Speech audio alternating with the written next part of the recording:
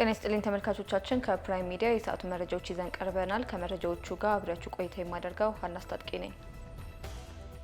የኢትዮጵያ አርቲፊሻል ኢንተለጀንስ ኢንስቲትዩት ከሀገራዊ ህልምና ራዕይ ጋር የተሰናሰሉ ጉዳዮች የታዩበት ነው ሲሉ ጠቅላይ ሚኒስትር አብይ አህመድ ገለጹ። ጠቅላይ ሚኒስትሩ የኢትዮጵያ አርቲፊሻል ኢንተለጀንስ ኢንስቲትዩት ዋና ጽህፈት ቤትን በጎበኙበት ወቅት እንዳሉት ኢንስቲትዩቱ ሀሳብ ያላቸው ወጣቶች ሀሳባቸው እንዲወለድ የሚያደርግ የመልካም እሳቤ ውጤት ነው ብለዋል። በተቋሙ ወጣቶች ሀሳባቸውን ይዘው በመምጣትና በመታገዝ ራዕያቸው እውን እንዲሆን ከማድረግ ባለፈ ከኢንዱስትሪው ጋር በመገናኘት ወደ ቢዝነስ እንዲያድጉ የሚያስችል ሁኔታ መፈጠሩን አንስተዋል። አሁን ላይ ከ200 በላይ ወጣቶች እየተሳተፉ እንደሚገኙ ጠቁመው ይህም መንግስት ትውልድ ላይ መስራት እንዳለበት የሚያመላክትና የሚጨበጥ ተግባር የታየበት እንደሆነ ተናግረዋል። በመንግስትና ሀሳብ ባላቸው ወጣቶች መካከል ያለው ግንኙነት በትምህርት ቤት ውስጥ በማለፍ ብቻ መወሰን እንደሌለበት ያነሱ ጠቅላይ ሚኒስትሩ ልዩ ተሰጥኦ ያላቸው ሰዎች እየታገዙ ሀሳባቸውን እንዲያዳብሩ ማድረግ ከተቻለ በርካታ ሀሳቦች፣ ስራዎች እንዲሁም ኩባንያዎች ይፈጠራሉም ብለዋል። በ2018 ዓ.ም በሀገራችን ኢትዮጵያ የሚካሄደው ምርጫ ነጻ፣ ፍትሐዊና ዲሞክራሲያዊ እንዲሆን የበኩላችን ጥረት እያደረገን እንገኛለን ሲሉ 7 የፖለቲካ ፓርቲዎች ገለጹ። ምርጫው ህዝቡ ራሱ የመንግስት ስልጣን ምንጭ መሆኑን በተግባር የሚረጋገጥበት፣ ለፖለቲካ ስልጣን የሚወዳደሩ ፓርቲዎችና ግለሰቦች እኩል የመወዳደሪያ ሜዳ የሚያገኙበት፣ ዓለም አቀፍ ተቀባይነት ያላቸው የምርጫ መርሆች ስራ ላይ የሚውሉበት እንዲሆን ከፍተኛ ፍላጎትና ትግል ለማካሄድ ቁርጠኝነት ከኛ ይጠበቅብናል ብለዋል።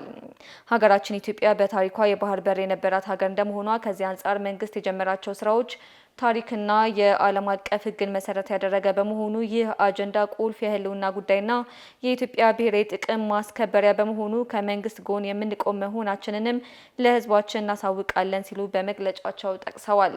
ሁሉም ኢትዮጵያውያን እየተሳተፉበት ያለው የምክክር ኮሚሽን በማቋቋም በሀገራችን የተለያዩ የፖለቲካ ኃይሎች ከመጠፋፋት አዙሪት ወጥተው የሁሉም አለቃ ለሆነው ለህዝባችን ውሳኔዎች ተገዥ እንዲሆኑ ጥሪ ጭምር እናስተላልፋለን ነው ያሉት።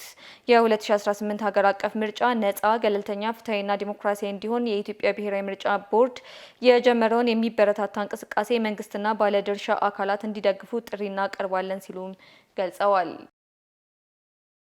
ለ20ኛው የብሔሮች ብሔረሰቦችና ህዝቦች ቀን አከባበር ወደ ማዕከላዊ ኢትዮጵያ ክልል ለሚመጡ እንግዶች የቱሪዝም መስህቦችን ለማስጎበኘት ዝግጅት ተደርጓል። ቀኑ በክልሉ መከበሩ ተፈጥሯዊ፣ ታሪካዊና ባህላዊ የቱሪዝም መስህቦች ለማስተዋወቅ እንደሚጠቅም የክልሉ ባህልና ቱሪዝም ቢሮ ምክትልና የቱሪዝም ዘርፍ ኃላፊ መሐመድ ኑሪ ሳሊያ ተናግረዋል።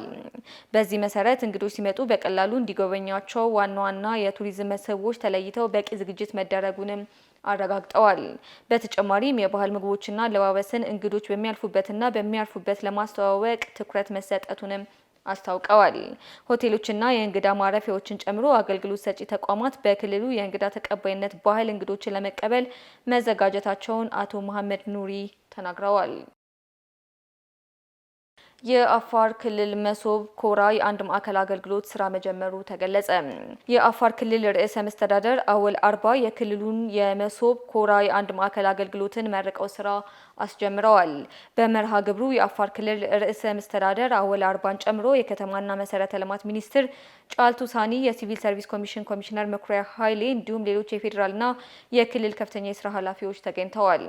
የመሶብ የአንድ ማዕከል አገልግሎት መስጫ ህብረተሰቡ የዲጂታል አማራጮችን በመጠቀም አገልግሎቶችን በቀላሉ በአንድ ቦታ የሚያገኙበት ማዕከል ነው።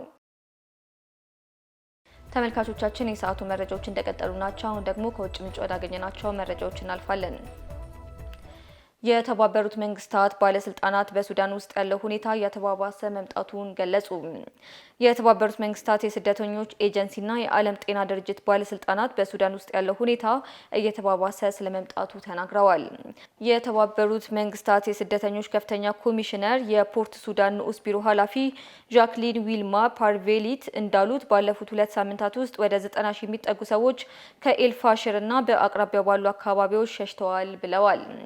የዓለም ጤና ድርጅት አባል ክርስቲያን ሊንድሜየር በበኩላቸው በዚህ ዓመት መስከረም ወር ከፍተኛ የምግብ ዋስትና እንዳጋጠመና በአንዳንድ ከተሞችም ረሃብ መከሰቱን አንስተዋል።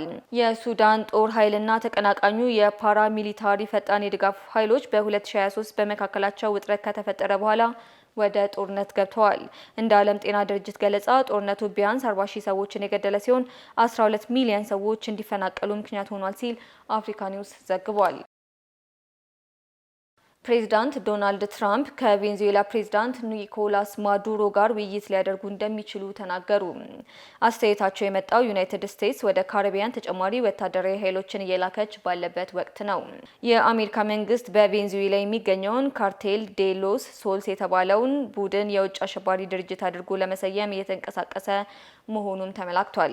ትራምፕ እንደገለጹት ይህ አሜሪካ ከቡድኑና ከማዱሮ መንግስት ጋር የተያዙ የገንዘብና የስራ እንቅስቃሴዎችን ኢላማ እንድታደርግ ይረዳታል ብለዋል። ትራምፕ በማዱሮ ላይ ተጨማሪ እርምጃ ሊወስዱ እንደሚችሉም አስጠንቅቀዋል።